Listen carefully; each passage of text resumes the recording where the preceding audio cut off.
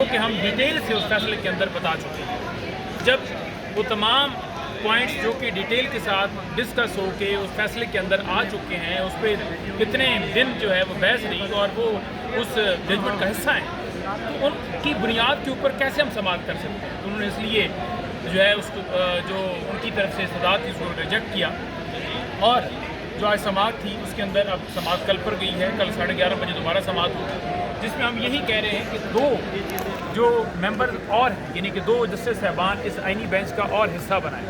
یعنی اگر 13 ممبر بینچ نے یہ اصل فیصلہ دیا ہے تو ریویو بھی 13 ممبر بینچ ہی سنے گا. یہ نہیں ہو سکتا کہ 11 ممبر بینچ سنے. اس کے لیے طریقہ کار یہ ہے کہ آپ نئے 2 ججز مقرر کریں، اور جب 13 ممبر بینچ جو ہے وہ کنسٹیٹیوٹ ہو تو وہ سماعت کرے، اور اس میں بھی سماعت اگر ہوتی ہے تو اس میں تمام تر چیزوں کو دیکھا جائے گا. یہ نہیں ہے کہ آپ اٹھا کے جو ہے وہ سیٹیں کسی اور کو دیں.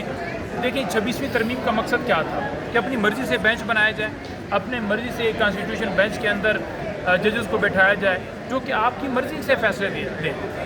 وہ عدالت کو میری رائے کے مطابق یہ کرنا چاہیے تھا کہ جو کنٹیمپٹ پٹیشن جو ہے اس کے اوپر ایکشن لیتے ہوئے ان لوگوں کے خلاف کارروائی کرنی چاہیے تھی. یہ چیف الیکشن کمشنر سمیت تمام لوگوں کو جو ہے وہ جیل میں بھیجنا چاہیے تھا، اپنے فیصلے کے اوپر عمل کروانا چاہیے تھا، جو کہ مکمل طور پر ناکام ہوتا ہوا نظر آ رہا ہے.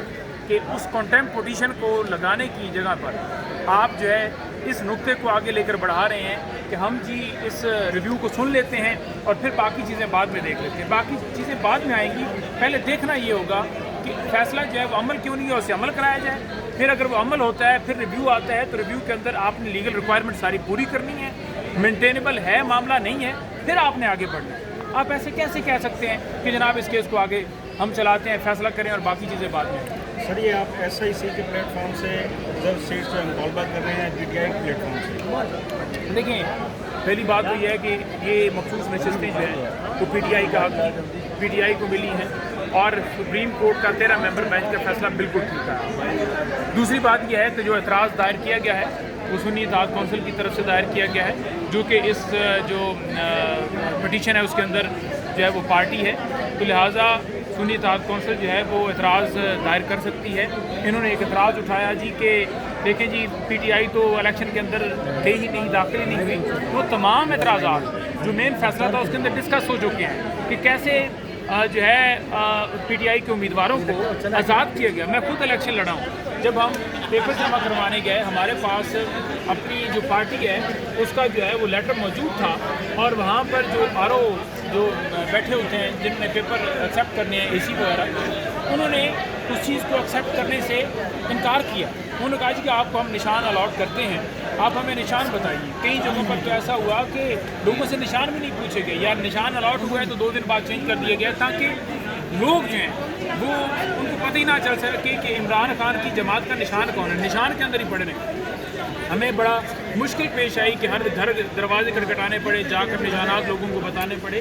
یہ سارا عمل اس لیے کیا گیا کہ آپ پولیٹیکلی کیونکہ ہار چکے تھے، آپ نے سمجھ لیا کہ گراؤنڈ کے اندر پی ٹی آئی کا کوئی مقابلہ ہی نہیں ہے، تو لہٰذا ایسی طریقہ کار کیا جائے کہ پہلے ان کو میدان میں اترنے کا موقع دیا جائے، پھر ان سے نشان لیا جائے تاکہ لوگوں کو جو ہے وہ کنفیوژن رہے، تاکہ ووٹ کم پڑے. پھر آپ نے پولنگ ڈے کے اوپر دیکھا کہ جو پولنگ اسٹیشنز تھے وہاں پر جتنا بھی عملہ موجود تھا وہ سلو کرا رہا تھا کہ پولنگ سلو، تاکہ جو لوگ ہیں وہ کم سے کم ووٹ کاسٹ کر سکیں، کم سے کم جو ہے ووٹ آؤٹ کم ہو سکے.